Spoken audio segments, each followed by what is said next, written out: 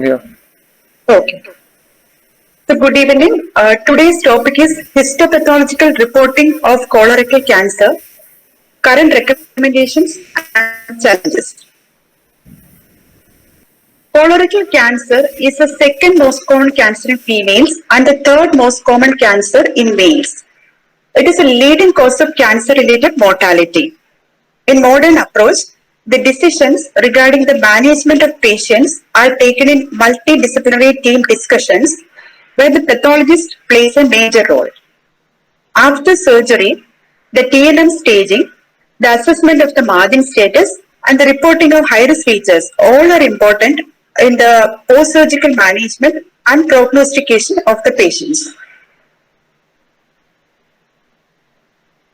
So let us see the role of the pathologist in the management decision. TNM staging system, currently in its 8th edition, is the most widely used staging system.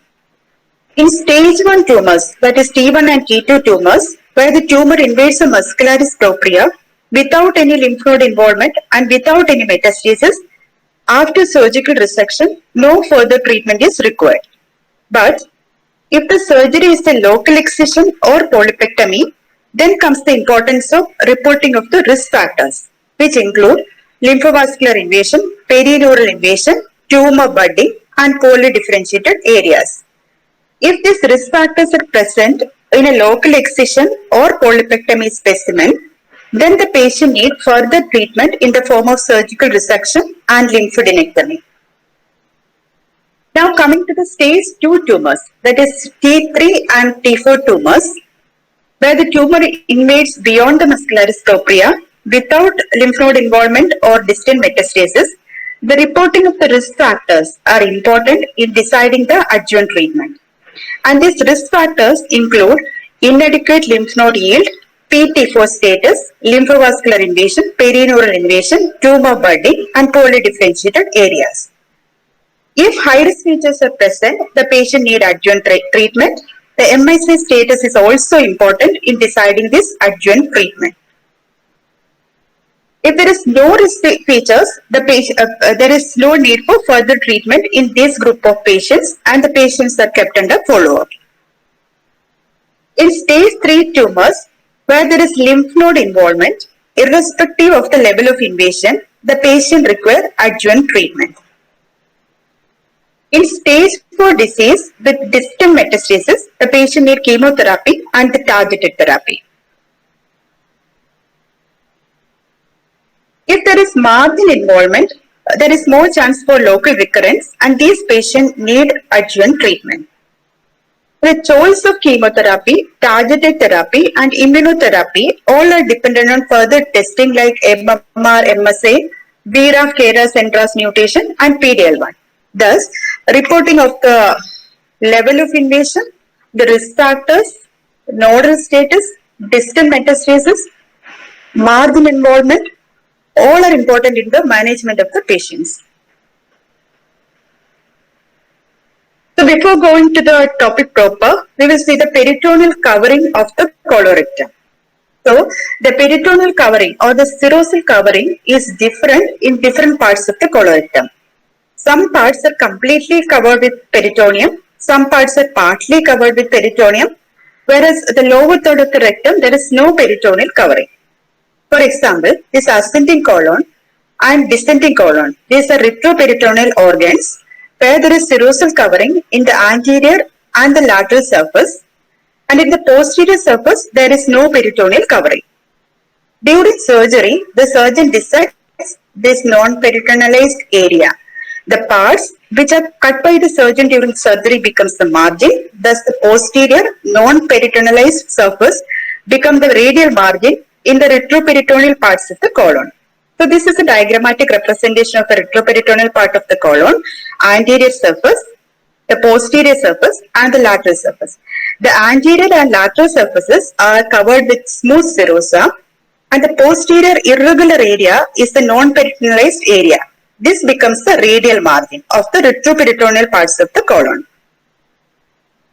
Then coming to this transverse colon and the sigmoid colon, these are intraperitoneal organs, which means It is almost fully covered with serosa, leaving a narrow non-peritonealized surface in the posterior aspect, which will become the radial margin. This is a diagrammatic representation of an intraperitoneal part of the colon. Here you can see a narrow non-peritonealized surface, which becomes the radial margin. The peritoneal reflections in the rectum is more complex. This is an anterior resection specimen. Here is the anterior surface. This is the lateral surface. And here is the posterior surface. So the glistening smooth area here is the serosa. And the irregular cauterized area here is the non-peritonealized surface. So if you divide the rectum into upper third, middle third and the lower third, the upper third is covered with peritoneum in the anterior and the lateral aspect, whereas the middle third of the rectum is covered with serosa only on the anterior aspect. Lower third of the rectum, there is no serosal covering. The same specimen, the non-peritonealized area is inked. So this is the posterior surface. It is non-peritonealized. When coming to this lateral surface, the peritoneal covering is present up to the junction of the upper third and lower two-thirds. When coming to the anterior surface, the peritoneal covering is present up to the junction of the upper two-third and lower one-third. So in the lower one-third of the rectum, there is no peritoneal covering in the anterior aspect, no peritoneal covering in the lateral aspect, no peritoneal covering in the posterior aspect also. Anteriorly, this peritoneum reflects onto the uterus to form the pouch of Douglas in females and onto the bladder to form the rectovesical pouch in males.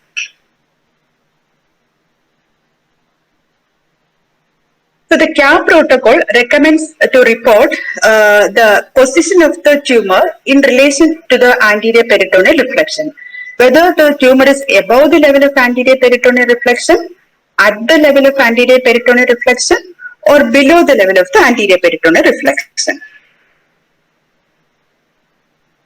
Now again coming to the serosa and the non-peritonealized surface. This serosa, this smooth glistening part, it is a natural surface. It contains the mesothelial cells and the basement membrane. It is a natural barrier to the spread of the tumor. Once the tumor breaches the serosa, it gains unrestricted entry into the peritoneal cavity. It will become T4 disease. A rapid dissemination of the disease into the peritoneal cavity can occur. On the other hand, if the tumor is present on this non-peritonealized surface, it is still T3, but with margin involvement because this non-peritonealized surface is the radial margin of the specimen. When the margin is involved, there is more chance for local recurrence and decreased survival of the patient. So in this picture, this half is covered with serosa. When the tumor is present on the surface of the serosa, it will become T4. This part there is no serosal covering. So when the tumor is present on the surface of this non-peritonealized area, it will become T3 but with margin involvement. The R2 resection is the macroscopic involvement of the margin by the tumor. R1 resection is the microscopic involvement of the margin, and R0 resection is the margin negative status. So if the tumor invades the serosa, rapid dissemination of the tumor into the peritoneal cavity. If the tumor breaches this non-peritoneal surface, more chance for local recurrence.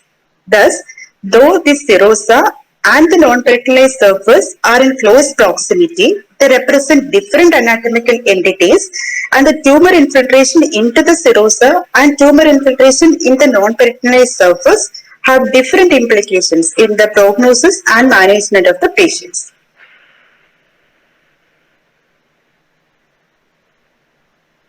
It is important to diagnose the serosal breach because it indicates T4 disease and it indicates chance for rapid dissemination. So when you get fibrosis, granularity, hemorrhage or pale area on the surface of the serosa, suspect a serosal breach and take multiple sections to demonstrate the serosal involvement.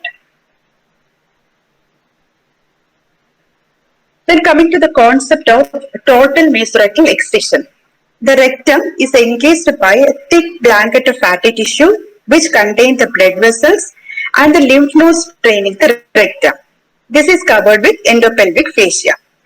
In total mesorectal excision, the rectum along with the complete perirectal soft tissue is removed by sharp dissection.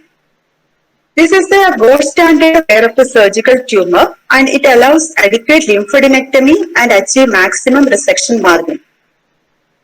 A good quality mesorectal excision can reduce the local recurrence from 20 to 30% to 8 to 10%, and this 8 to 10% of local recurrence can again be reduced to 2.6% by the addition of adjuvant therapy.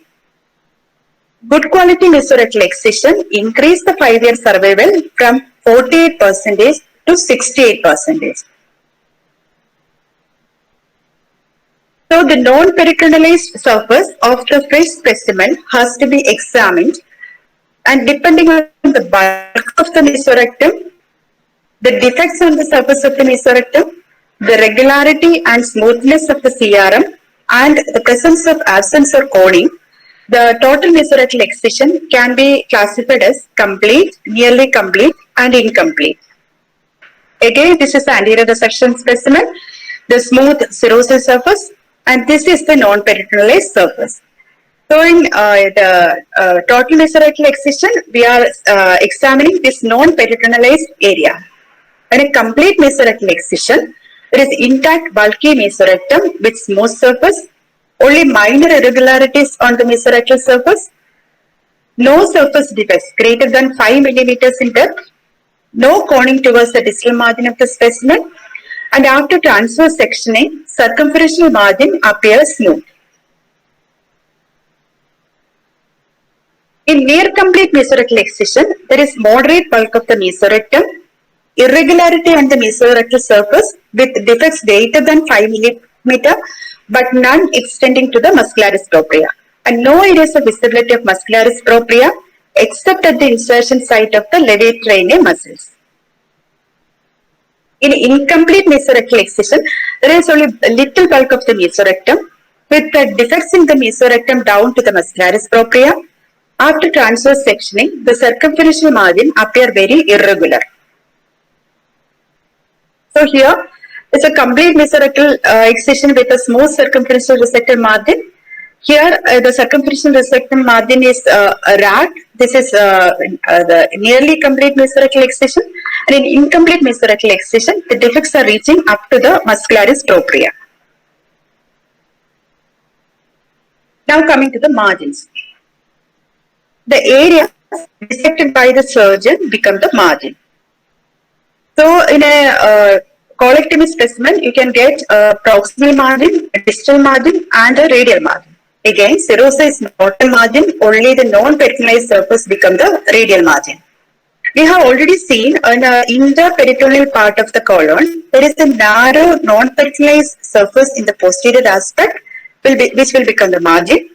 In the retroperitoneal part, the non-peritonealized surface is present in the posterior surface, which will become the radial margin. Lower one-third of the rectum, there is no serosal covering, so you will get a circumferential radial margin in the lower one-third of the rectum. Radial margin is considered positive when the distance between the tumor and the margin is 1 millimeter or less. In this diagram, you can see this is a muscularis propria, the tumor, and the non-peritonealized margin. So when the distance between the tumor and the margin is 1 millimeter or less, it can be considered as margin positive.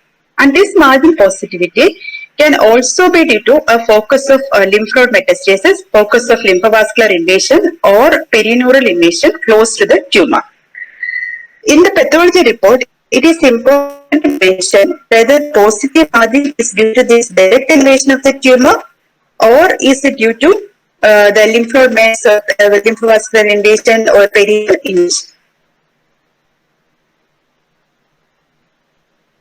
Now coming to the tumor perforation, which indicates a poor prognosis. The perforation can occur at the level of the tumor or proximal to the tumor. When perforation occurs at the level of the tumor can spread into the peritoneal cavity. It will become T4A stage. If the perforation is proximal part of the bowel, then also the prognosis is dismal due to the chance for disseminated peritonitis and sepsis. Then coming to the grossing of colorectal resection specimens. In the traditional method, the colon is opened through the anterior surface. There is a modification, a Kluge's technique, which allows the maximum visualization of the radial margin. Here, the non-peritonealized area of the fresh specimen is inked. Then the specimen is opened anteriorly, and the dissection is stopped around 1 to 2 centimeter above and below the level of the tumor. A gauze soaked in formalin is introduced into this unopened part of the bowel. This is kept in formalin for fixation for about 48 to 72 hours. And after fixation, the specimen is taken out and thin transverse slicing through the tumor is done. This allows maximum visualization of the radial margin.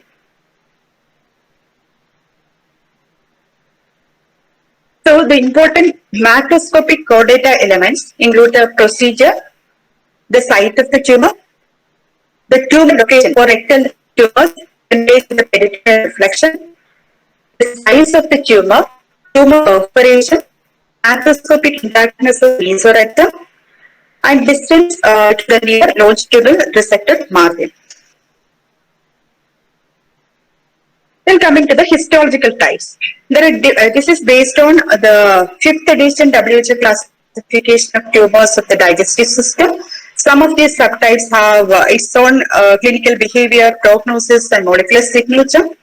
For example, the serrated adenocarcinoma, micropapillary carcinoma, sigmoid ring cell carcinoma, small cell neuroendocrine carcinoma, these are having a worse outcome when compared to adenocarcinoma NOS. Whereas adenoma-like adenocarcinoma and medullary carcinoma are having a better prognosis when compared to adenocarcinoma NOS. The mucinous carcinoma, sigmoid ring cell carcinoma, and medullary carcinoma more commonly associated with microsatellite instability, and the sigmoid ring cell carcinoma usually present in advanced stage with a disseminated disease. It is more commonly associated with MSI PDL1 druggable phenotype. Medullary carcinoma is characterized by tumor-infiltrating lymphocyte. It is more commonly associated with microsatellite instability and having a good prognosis. Now coming to the tumor grading. The American Joint Committee on Cancer recommends a 4-tier grading system for colorectal cancer specimens, depending on the percentage of the glandular formation. If more than 95% gland formation, it is grade 1 or well differentiated. 50 to 95% gland formation, it is grade 2 or moderately differentiated. Less than 50% gland formation, it is poorly differentiated. And in grade 4 tumors or the undifferentiated tumors, there are no gland formation or mucin, no squamous or neuroendocrine differentiation. Now coming to the tumor stage or the level of invasion. The layers of the colon are the mucosa, the submucosa, muscularis propria, and serosa. Some parts there is no serosa, so there is pericolic perirectal tissue or the adventitia. When the tumor invades the submucosa, it will become T1. When it invades the muscularis propria, it is T2. When it invades the subserosa or the adventitia, it will become T3. There are two subdivisions for T4 cancers. T4A, when the tumor perforates the visceral peritoneum. In this picture, you can see the tumor penetrating the serosa. Here also, the tumor is penetrating the serosa. And the T4B means the tumor directly invades other organs or structures, and this should be confirmed microscopically. This invasion can occur by the way of serosa where there is serosal covering, and by virtue of extension beyond the muscularis propria in areas where there is no serosal covering. So when the tumor is adherent to other organs or structures, clinically it will become T4B. But if no tumor is present or in the adhesion microscopically, then the pathological stage can range from T1 to T3 according to the level of invasion of the tumor.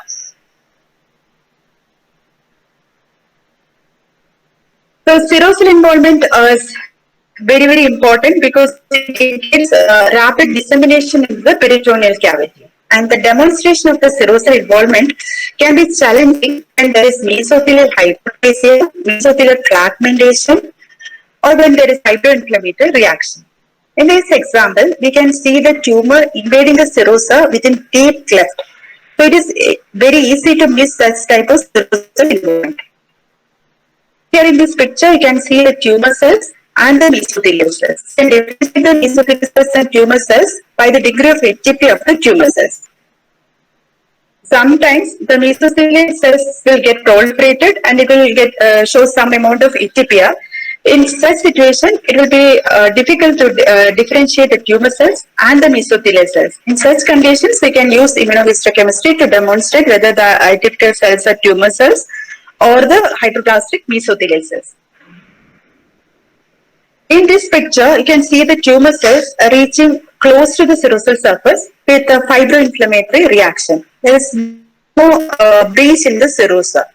In such conditions, multiple level sections and additional blocks will help to demonstrate the serosal involvement. Here you can see small clusters of cells breaching the serosa.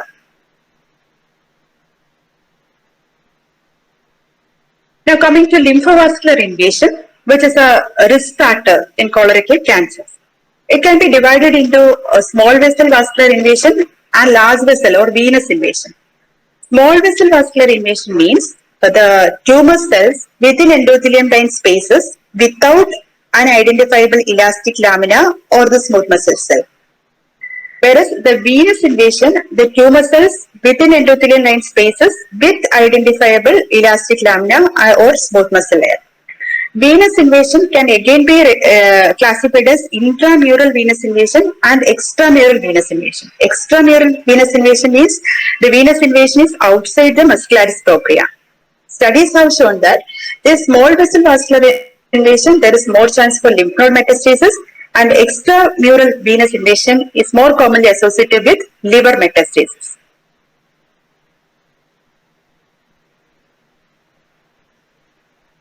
In some cases, the vessel wall will be obscure or obliterated by this tumor. It may not be visible. In such cases, if you use elastic stain or smooth muscle stain, there can be 3 to 5-fold increase in the detection of this vascular wall. So, two important clues to the presence of this vascular invasion are: one is orphan arteriole sign, where here you can see the tumor nodule without identifiable vessel wall. If you use a elastic stain or a smooth muscle stain, you can demonstrate the vascular wall with the tumor inside. So the clue was the tumor nodule adjacent to an arteriole. So this is an orphan arteriole sign. Another clue is protruding sign, where you get elongated tumor nodules extending the pedicolic fat from the muscularis propria adjacent to an artery. So here you can see an artery. This is a tumor tongue of tumor nodule into the fat. So here the trichrome stain highlights the vessel wall with the tumor emboli within the vessel. So this is a protruding sign.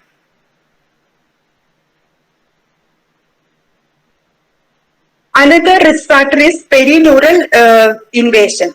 It indicates an adverse prognostic factor. It is important mode of regional spread in CRC, especially in the rectal cancers. Tumor budding, this is another risk factor. It is defined as single cells or small clusters of less than 5 cells in the advancing edge of the tumor. So, tumor budding, if there is tumor budding, there is more chance for lymph node involvement. And it indicates epithelial mesenchymal transition. There is an international tumor budding consensus conference held in 2016 with a proposal scoring system for this tumor budding. So here, examine all slides containing the invasive carcinoma and select an area where there is maximum number of tumor buds or the hotspot. Count the number of tumor buds in an area corresponding to 0.785 millimeter, which corresponds to 20x field objective in majority of the microscope. So now count the number of tumor buds in that area. If the number of tumor buds is 0 to 4, it is low score. If 5 to 9, it is intermediate score. If 10 or more, it is high score tumor budding. So in this picture, you can see there is no tumor budding. Here, there is a low score tumor budding. You can see some scattered single cells and small clusters of cells here and there. This is an intermediate score tumor budding. This is high score tumor budding. Here you can see large number of single cells and small clusters of cells in the advancing edge of the tumor. This is a high risk factor for lymph node metastasis.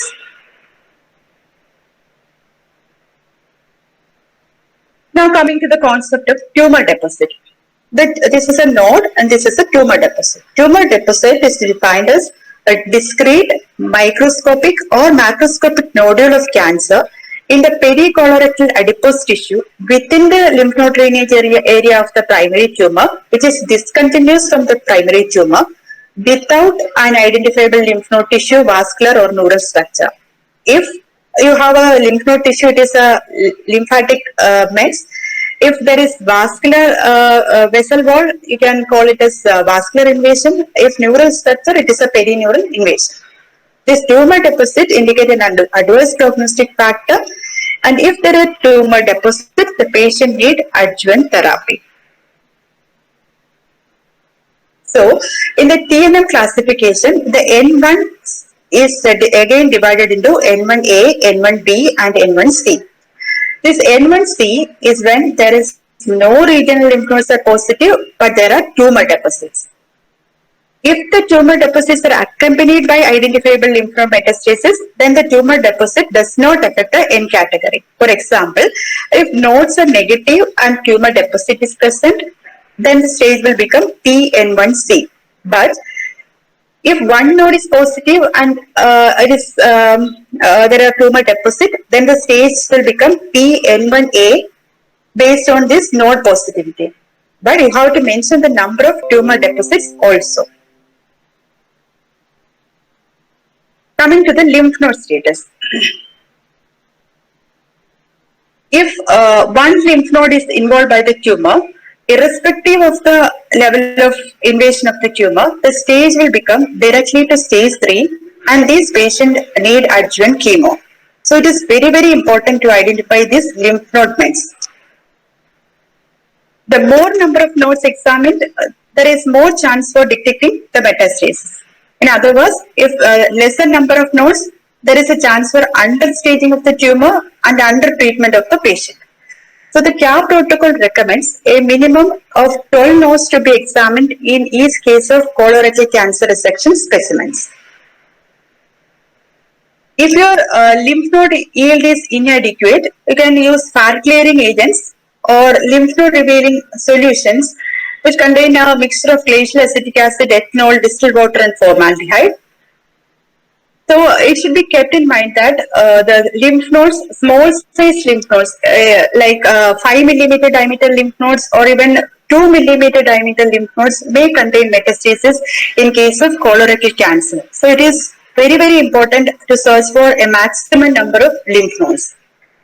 So macroscopically involved nodes, one section is adequate, but all grossly negative or equivocal lymph nodes should be submitted entirely.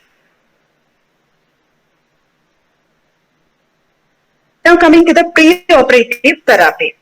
After preoperative therapy, a number of regressive changes can occur and the tumor regression indicates good prognosis, and after preoperative therapy, the specimen requires a thorough sampling. At least 5 blocks should be taken from the site of the tumor. If there is no tumor on microscopy, 3 levels should be examined. If no tumor, go back to the specimen, hold the tumor site and or the scarred area to be sampled. If no tumor, take again 3 level sections. Still no tumor, we can give a report of pathologic complete response. So there are different tumor regression scoring system and the CAP protocol recommends modified Ryan scheme for reporting. So according to the modified Ryan scheme, the tumor regression score can range from 0 to 3.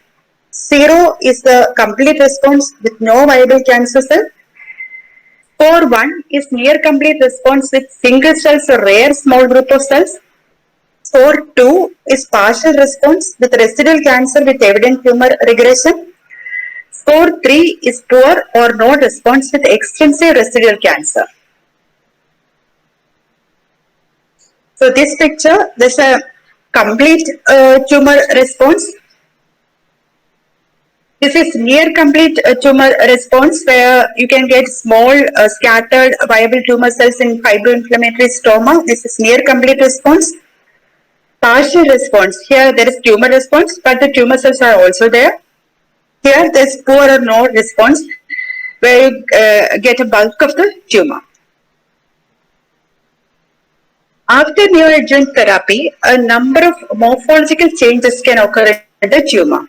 Here you can get the oncocytic change, you can get cell pleomorphism, multinucleation, neuroendocrine differentiation. Sometimes you can get abundant extracellular mucin pools. This is a common finding after neoadjuvant chemotherapy. If you get mucin pools without any tumor cells, it can be taken as complete pathological response.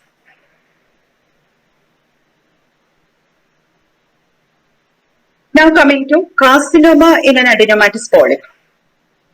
This is when a carcinoma arises in an adenomatous polyp and infiltrate into the submucosa. It is called the malignant polyp. Here, it is important to note the histological grade, the status of the resection margin. In polypectomy, the margins are two lateral mucosal margins and the deep margin. Then lymphatic or venous invasion, tumor budding, depth or area of the submucosal invasion. If it is poorly differentiated and the surgical margin less than 1 millimeter clearance, lymphovascular invasion, high score tumor budding, the depth of submucosal invasion more than 1 millimeter, all these indicate high risk factors. In these cases, the patient needs further treatment in the form of surgical resection plus lymphadenectomy. So these all factors highlight the importance of standardized reporting, conveying all important prognostic information and guiding the patient management. So synaptic reporting is a form of reporting where you get a data element and response. This is a pair. For example, the data element is the site, response is a sigmoid. All such paired information must be grouped together in a prescribed format. According to the CAP protocol, these data elements are core elements, conditional elements, and optional elements. So this type of reporting will ensure that your reporting is complete, you are not missing any important features, your report is understandable and transferable. So according to the CAP protocol, the data elements are the procedure, tumor site, tumor location with the anterior peritoneal reflection, the size, maximum size of the tumor, macroscopic tumor perforation, intactness of the mesorectum, the histological type, the grade, the Fortire grading system, the tumor extension or the T stage, the margins, treatment effect, high risk features, the lymphovascular emboli, perineural tumor infiltration, tumor budding, type of polyp invasive carcinoma arose, the tumor deposit, lymph nodes, additional features like the features of ulcerative colitis, Crohn's disease, any other polyps. Ancillary studies, most important one is the microsatellite instability status.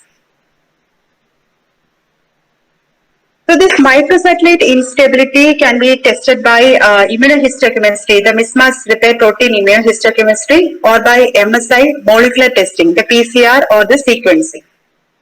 In the IST, we use 4 antibodies, the MLH1, PMS2, MSH2 and MSH6 to detect the deficient MMR protein expression. The universal testing is recommended to test all the colorectal cancers irrespective of the age of the patient, irrespective of the site of the tumor, irrespective of the histological type of the tumor to detect the Lynch syndrome. This MMR detection is also important in chemotherapy decisions in stage 2 colorectal cancers and in the prognostication of the patients. So MMR deficiency can occur in around 15% of all colorectal cancers. Most as a sporadic phenomenon. Germline mutation occur in around 3% of all colorectal cancers. It indicates Lynch syndrome. These MMR deficient tumors have a better prognosis than MMR proficient tumors, and here the metastasis is less than that of the MMR proficient tumors, and only 3 to 4% of the stage 4 cancers are MMR deficient. So these MMR deficient tumors generally have a better prognosis than MMR proficient tumors. Some studies have predicted a lack of response of high fluorouracil based chemotherapy for these MMR deficient tumors. This is a simple approach to the MMR ISC testing. We are using 4 markers, the MLH1, PMS2, MSH6 and MSH2. If there is loss of MLH1 and PMS2, analysis of BRAF mutation and MLH1 promoter hypermethylation is indicated. If there is absence of BRAF mutation and MLH promoter hypermethylation, consider germline mutation analysis. On the other hand, if the BRAF mutation or the MLH promoter hypermethylation is present, no further testing is indicated. If there is loss of MSH2 or MSH6, consider germline mutation analysis. If you get an indeterminate ISC on this MMR testing, go for PCR, molecular testing, the MSI testing. If MSI is high, consider genetic germline mutation analysis. If MSI low or MSS, no further testing is indicated.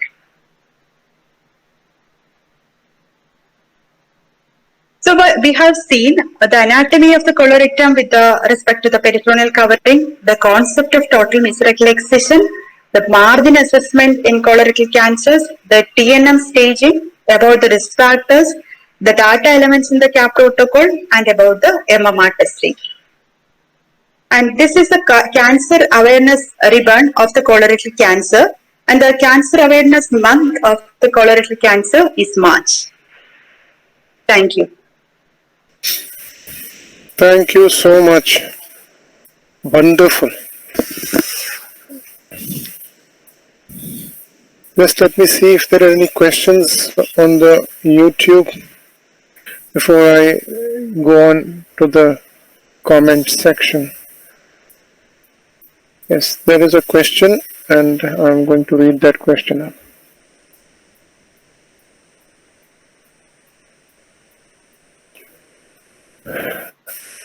You can your video on so that people can see you while you answer. Is it okay?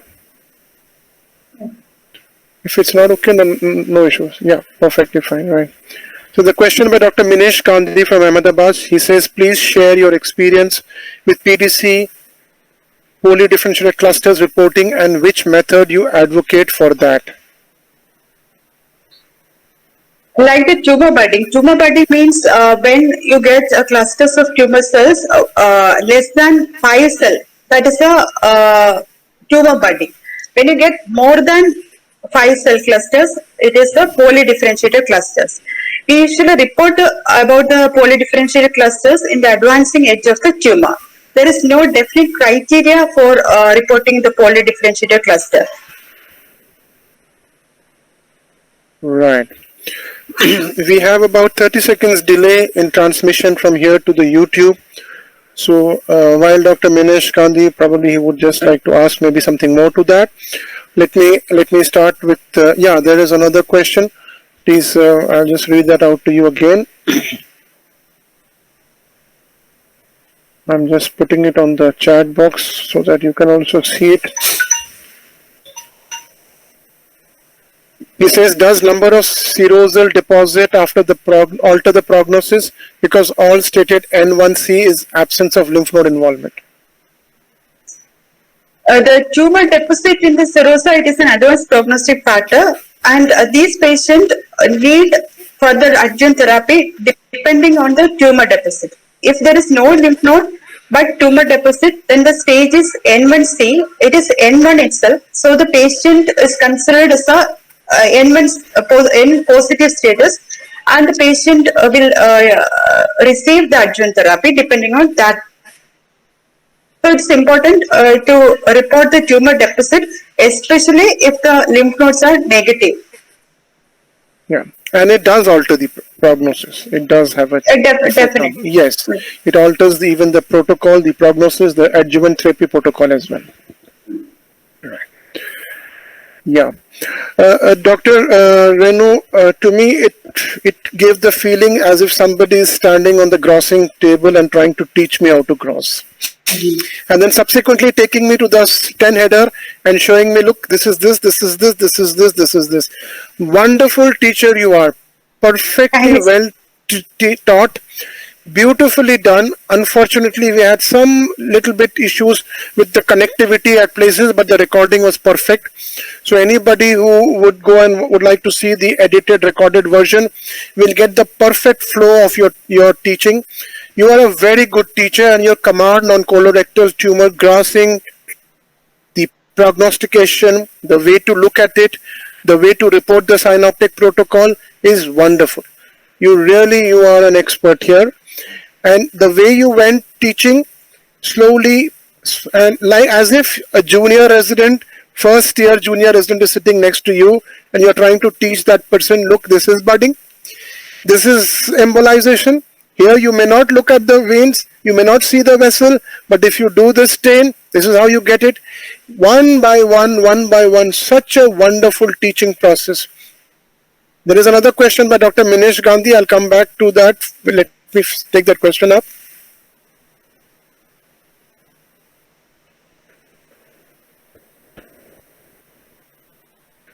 Those 2 deposits versus 15 deposits. It's a continuation of the previous question.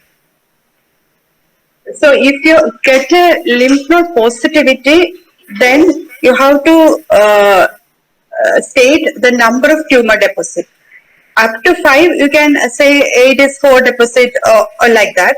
And after 5, report that as more than 5 tumor deposits. Right.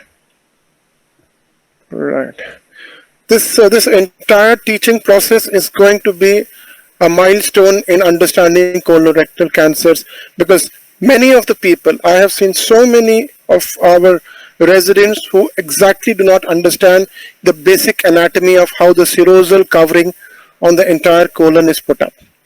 And many a times people only restrict themselves to the resection margin on the longitudinal process rather than going to the radial margin, which has a fair amount of significance as you have told us right now. And I think everybody will learn exactly how to do it, how to gross it, how to paint the margins. Wonderful. Just let's wait and see if Dr. Minesh Gandhi has any more questions. He's an expert himself from Ahmedabad. He's very good. We'll just wait and see. But Dr. Renu will not let you go. We'll catch you again maybe after 2 months for something much, because I know I've got a good teacher who can really teach students across the country. See, we have a huge, people who listen to these lectures, who go through the PDFs and they learn and they give feedbacks. And it's a real good thing. And I thank you for coming over here, taking out time to teach for the benefit of everybody nationally as well as internationally. By tomorrow morning, there'll be around 500 people who would have watched your video.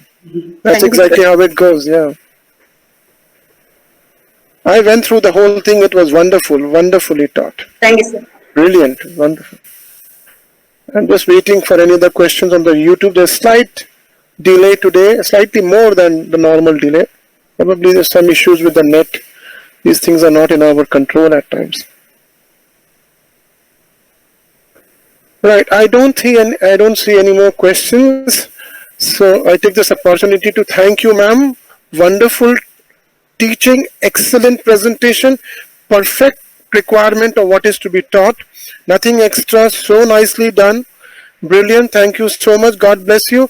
Please share the PDF, and by tomorrow morning we will do the editing and we'll share the link with the recorded version. You can share with your students, with your colleagues, and we will put it up on the system. Thank you so much. God bless you. Take care. Bye-bye. Good night. Thank you, sir. Bye.